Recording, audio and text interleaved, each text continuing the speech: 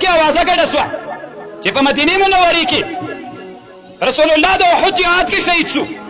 هر یوه ښځه خصوصا حبیبه العفیفه الصدیقه لرسول الله صلی الله علیه وسلم هغه هم خبره شوه چې رسول الله شهید شوی د احد جهاد میدان ته روانه ده. دې خوا د عمرو بن جموح ښځه هنده نومېده.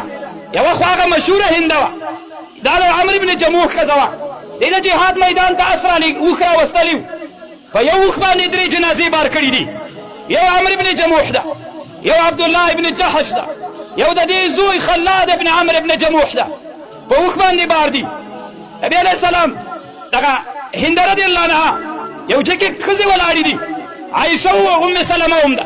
پوښتنه یې وکړله وی څوک دي شهیدان؟ دا تا چې په اوښ باندې کوم شهیدان راوړل څوک دي؟ وی زوجي عمرو بن جموح. وی بل څوک ده؟ وی اخي عبدالله بن جحش. وی بل څوک ده؟ وی ابني خلاد بن عمرو بن جموح. وی د رسول الله ته حالو. وی هغه جوړ ده.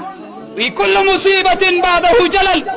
ټول مصیبتونه پس له دې چې رسول الله ژوندی ده اسانه دي، هغه واړه مصیبتونه دي. فداک ابي و امي، مور مې دې در نه جار سي او پلارم. مونږ دغه عزم کړی، مونږ ته چې پلرونه غوږ کې اذان کړی د لا اله الا الله ومحمد رسول الله. په دغه توحید مونږ تربیت سوي یو. دغه توحید د مونږ زړونو ته راغلی. دغه د توحید غږ د مونږ د بدن او د مونږ د وینو سره ګډ سوی. په دغه د کفر دښمنان خبر وي د مونږ د وینو ته څاڅکونه به د الله غږ وځي. مونږ هغه مینان یو، مونږ هغه مینې والا خلک یو چې مینه کې دومره رښتیا یو لکه د یوسف داسې مینه مو ده.